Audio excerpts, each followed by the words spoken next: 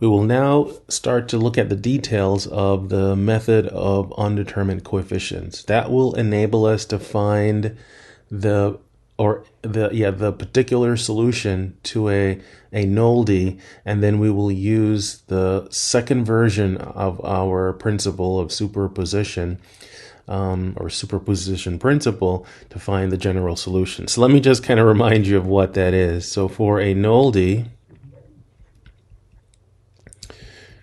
the general solution is of this form,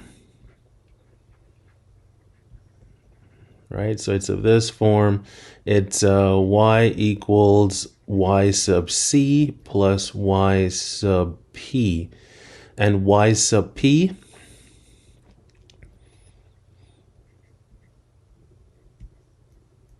is the general solution of the corresponding whole-d. So the general solution of the corresponding homogeneous equation, and then the y sub p is any particular solution of our whole-d, or null-d, I should say.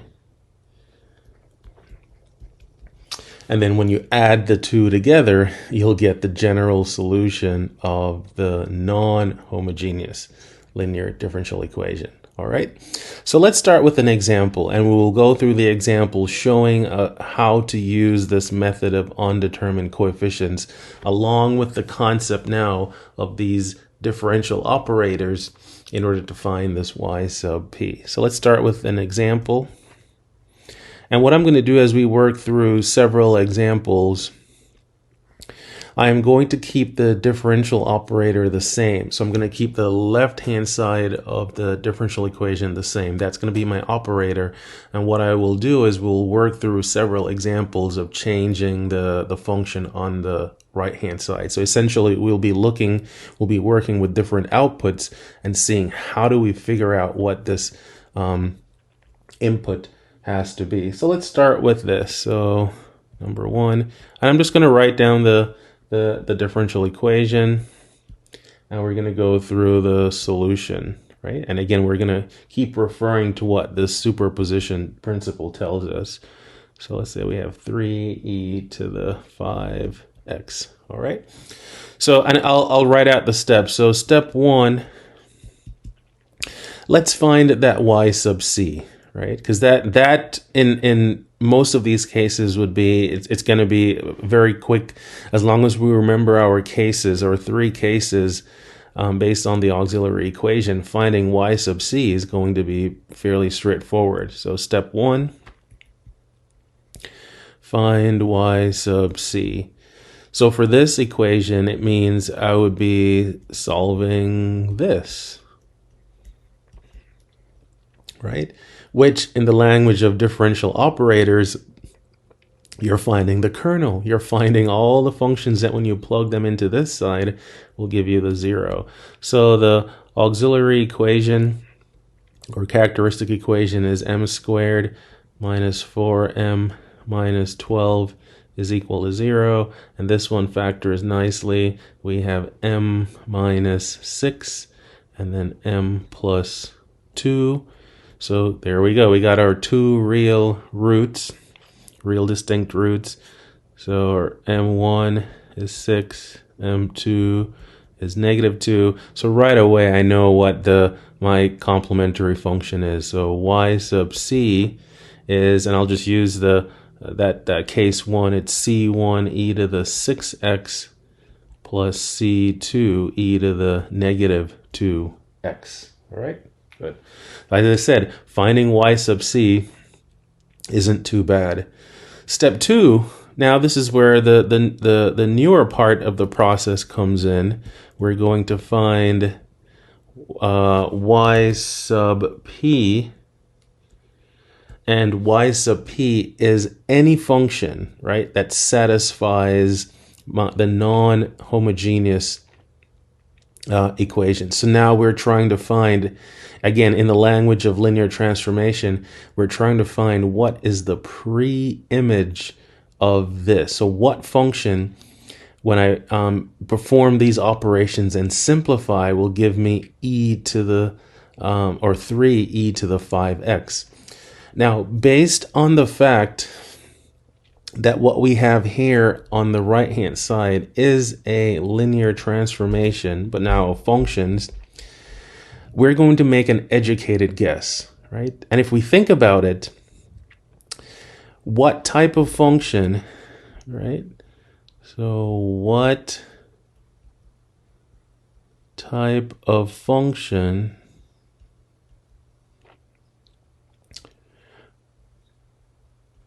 would y have to be such that, and again, if I call this L, right, if I call that L of y, such that L of y would be equal to this exponential function, right? It couldn't be a polynomial, because if I perform these operations on a polynomial, I will get back a polynomial. It couldn't be sine or cosine, because I would end up getting some linear combination of sine or cosine. It would have to be an exponential function. The thing is, then, what type of exponential? Could it be e to the x or e to the 10x? No, it couldn't be any of those exponential functions, because this coefficient here in the exponent, that coefficient does not change with repeated differentiation, right? Based on what we know about from our chain rule, if I plug in like a e to the x, then I'm going to get back some constant times e to the x. It all depends on these coefficients, right?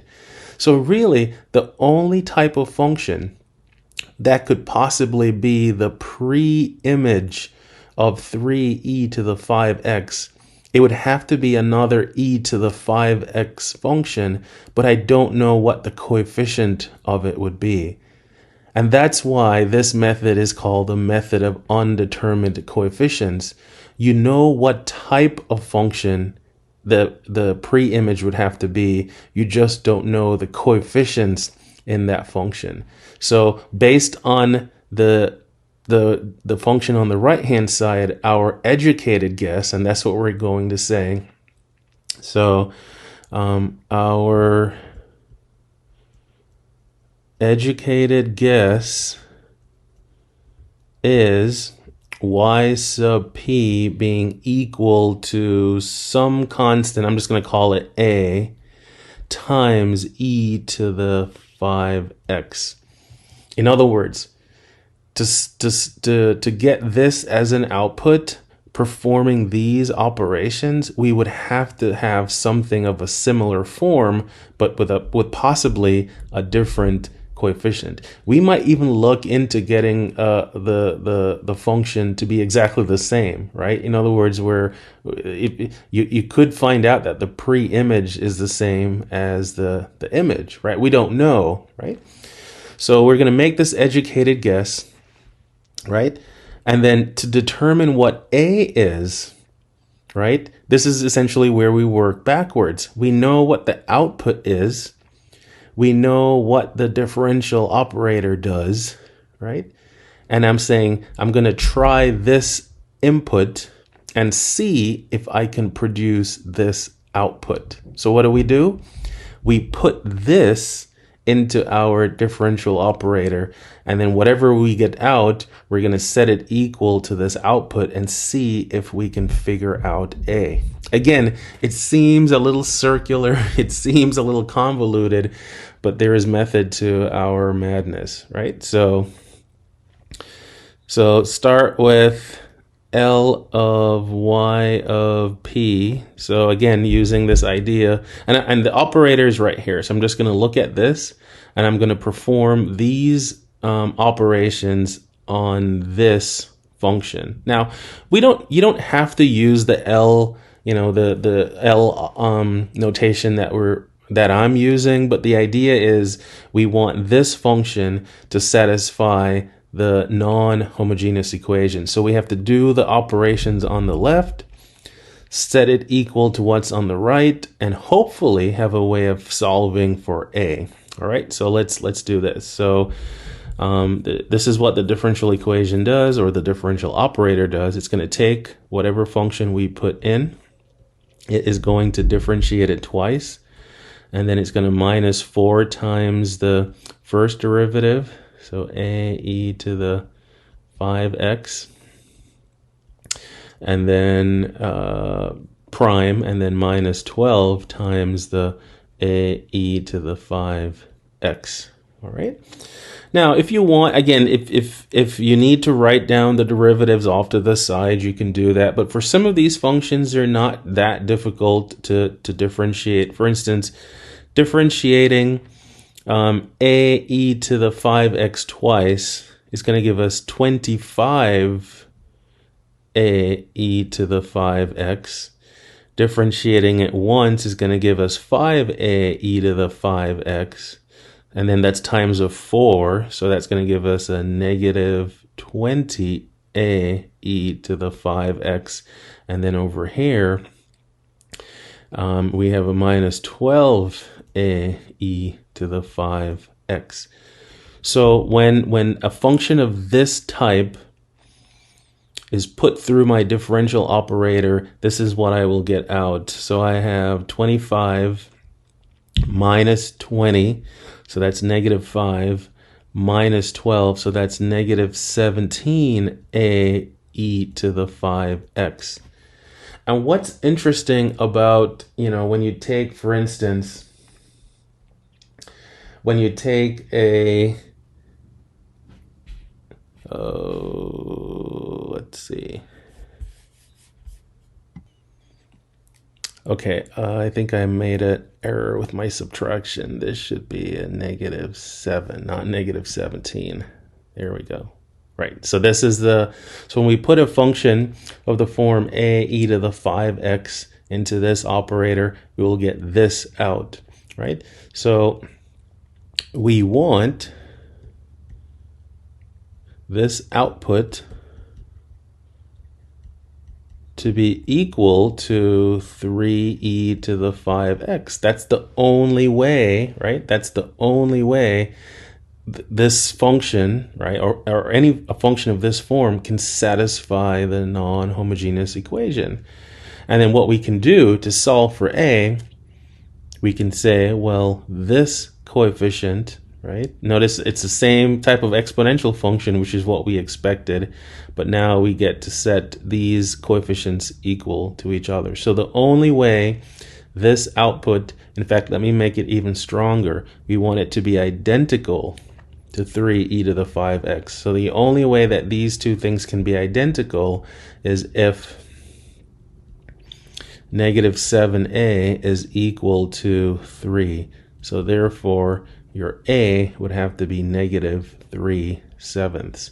So that means the specific input that would give us the output in our nullity is the function. So therefore, y sub p is negative 3/7 e to the 5x, right? Then what do we do? So this is now we found y sub p. Step 3, use the superposition principle and add your y sub c and your y sub p to get the general solution of the nullity. So step 3, use the superposition. See, the superposition principle is all about, adding things together. You essentially superimpose one function onto another function via addition. So superposition principle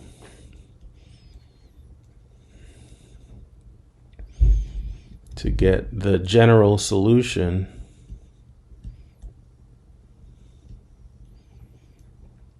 of the nullity. And what does it say? It says you take your y sub c. So therefore, all the functions that will satisfy the differential equation, right, would be of this form: y equals c1. What did I write? Equals there, e to the 6x plus c2 e to the negative 2x plus, or in this case minus, so you're adding the negative 3/7, so a minus 3 over 7 e to the 5x, right? So every function here, and the way you want to look at it, the reason, again, another way of thinking about the superposition principle. Let's say you were to apply the differential operator to each of these terms. Well, when you operate on this term, since this is in the kernel, it produces 0. So it kind of vanishes. It just eliminates this term. Similarly, when you operate on this term, again, it produces 0 because it's in the kernel. But when you operate on this term, it produces the 3 e to the 5x, which is what we want, right? In fact, in some books and in different literature, they'll refer to so like when a term is eliminated, they actually use the word annihilated. So the differential operator annihilates this term. It annihilates this term, and it transforms this one into the 3 e to the 5x. Very violent, like a video game where you're going to annihilate terms. Well, derivatives are pretty powerful. They can do that. All right. So there we go. So let's look at another example with a different type of function on the right hand side. And what I will do, I will keep the left hand side the same. Right. I'll keep the left hand side the same, and then change the right hand side. So let's do. So number 2. So again, we have our y double prime minus 4y prime minus 12y is equal to, and let's put a trig function on the right hand side now. So sine of 2x, right? So no additional work is needed. We know what y sub c is, right? So at least no additional work needs to be done to find y sub c. We did that previously. So y sub c is equal to c1 e to the 6x plus c2 e to the negative 2x. Now, for our educated guess, again, now we want the output to be the sine of 2x. And the thing about this is we know because of the relationship between sine and cosine, and in fact that with repeated differentiation, they just switch between each other, right? Sine goes to cosine, cosine goes to negative sine, and it just keep, kind of oscillating back and forth like that. It's like, could it be sine? Could it be cosine? What we do is we make the guess that it could be both. So in other words, the input that would produce this output, we assume that it has both a cosine term and a sine term. But again, we don't know what the coefficients are. So in this case, our educated guess,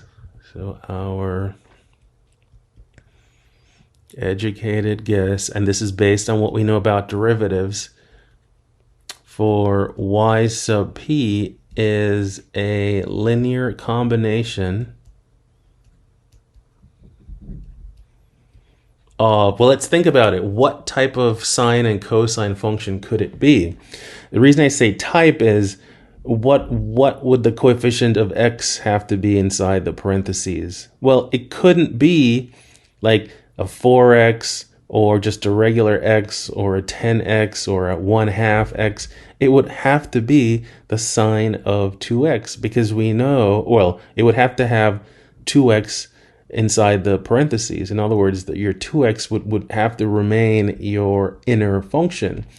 Because if I were to choose a different inner function here, no matter how many times I differentiate it, the chain rule tells me that the 2x is never going to change. So the linear combination would have to be of sine of 2x and cosine of 2x. So what do we mean? How do we write that down? Well, we are going to say that our y sub p would have to be of this form.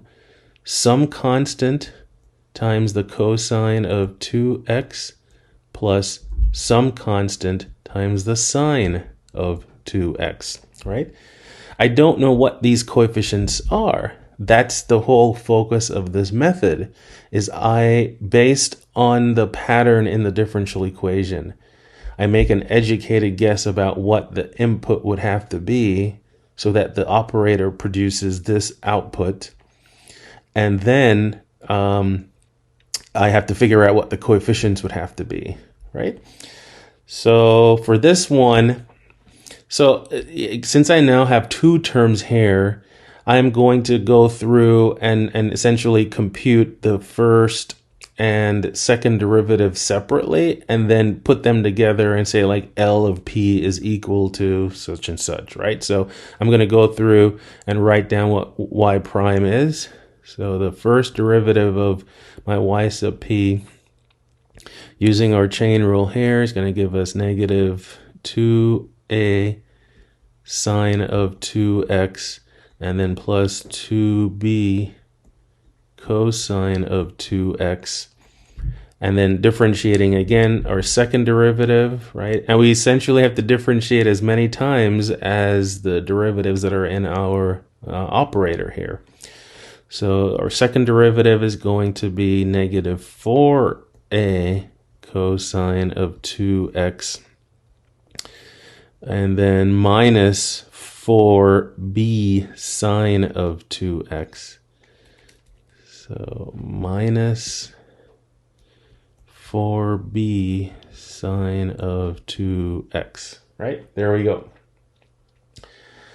So L of y sub p, right? Our educated guess. What does the operator do? Well, it takes the second derivative. So it takes I'll write these as quantities. So negative 4a cosine of 2x minus 4b sine of 2x, and then it does minus 4 times the first derivative, so minus 4 times negative 2a sine of 2x plus 2b cosine of 2x, and then it does minus 12 times the function, the original function, which in this case is our educated guess, a cosine of 2x plus b sine of 2x. All right, so it's quite of a mess. It's quite a mess now, and again, it's because the cosine and sine they don't go away; they just keep oscillating.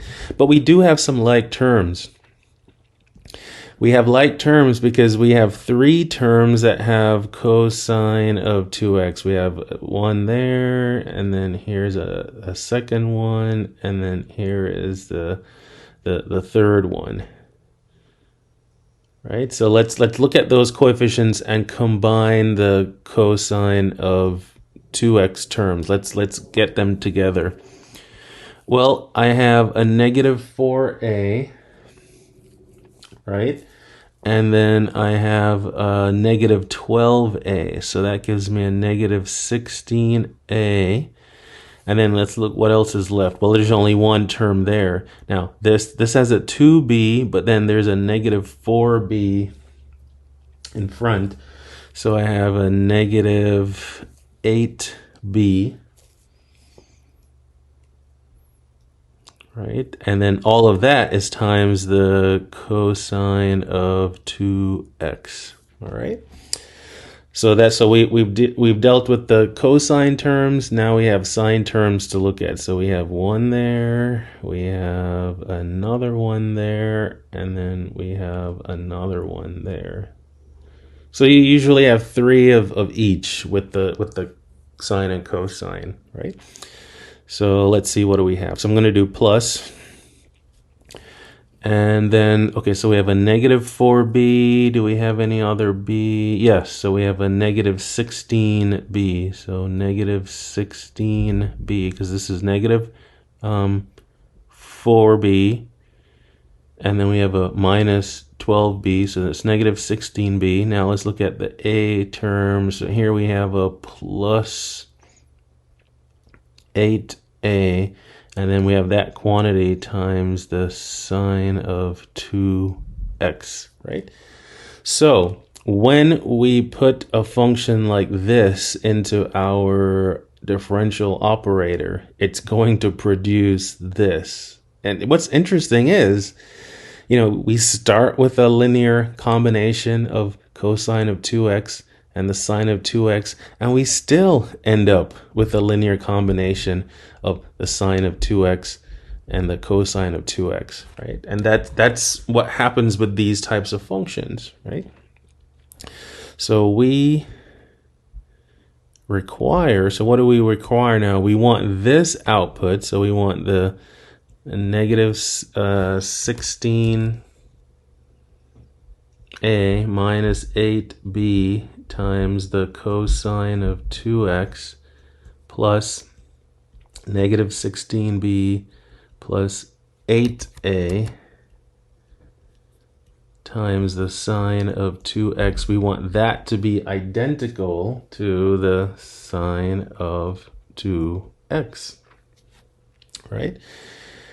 So in other words, we don't want a cosine term in our output, and we want the coefficient of the sine term to be equal to 1. So what that means is, if I put a 1 here, and then I put a plus 0 times cosine of 2x, it tells me that my particular function, for my particular function to work, this coefficient would have to be equal to 0, right? And then this coefficient would have to be equal to 1, right? And there we go. So let's see what happens. So we're going to end up with the linear system. So I'm going to write it like this. Negative 16a minus 8b, that's equal to 0. And then I'll write it as 8a minus 16b will have to be equal to 1. All right. So let's see. So to solve this, I think what I'll do is let's just do a really basic elimination. I'm just going to double the bottom equation and then add. So here's my system. I'm going to leave the top equation the same. I'm just going to double the bottom equation, and that will give us 16a minus 32b is equal to 2, and then I'm going to add. If you wanted to do something more, systematic, if you wanted to do some sort of elimination, with matrices and whatnot, you could do that. I saw the pattern here where if I double this, it will work. So if I add, what am I going to get? I'm going to get a negative 40b is equal to 2. So therefore, b is negative 2 over 40, or negative 1/20th, right? So we know the coefficient of b. Let's find the coefficient. We know the coefficient b. Let's find the coefficient of a, and then I can plug this number back into any other equation here. So I'll just go to this one. So, and 8a. Now I have negative 16 times negative 1/20th, so that's 16 over 20, or 4/5. So I'll say plus 4/5 is equal to 1. So let's see. Subtract, so 8a is 1/5, and therefore a is 1 over 40. So there are the coefficients. So remember what our original guess was. It was a cosine of 2x plus b sine of 2x. So this implies that my educated guess y sub p is equal to 1 over 40 cosine of 2x minus 1 over 20 sine of 2x, right? So when I pass this function into my differential operator, I am going to get sine of 2x. That's what we want right here, right? So we have our y sub c, we just found our y sub p, and let's superimpose them to get our general solution. So therefore, the general solution, and this is of the nullity, so the general solution of the nullity is, here is what the superposition principle says. So we have our c1 e to the 6x plus c2 e to the negative 2x, and then add these two terms now. So the 1 over 40 cosine of 2x minus 1 over 20, almost wrote 1 over 120, but 1 over 20 sine of 2x. And there we go, right? So with the cosine, when you have a cosine function or a sine function on the right-hand side, it's a little bit more involved just because they never go away and you can't really combine them. You have to keep them as separate terms, right? So that's our second example. And what I'm going to do is, instead of having a super long video with lots more examples, we're going to break this up. That's why this video is called part 1. So in part 2, we'll continue doing some examples, and then kind of halfway through say, okay, well, here are some general tips for deciding what your y sub p should be when you're using this particular method based on what output you want from your differential operator, right? So right now you're I wouldn't say it's a cliffhanger. I mean, it's kind of a lull. Maybe think of this as an intermission, right? Go get some popcorn and then take a break and then come back for part 2. See you then.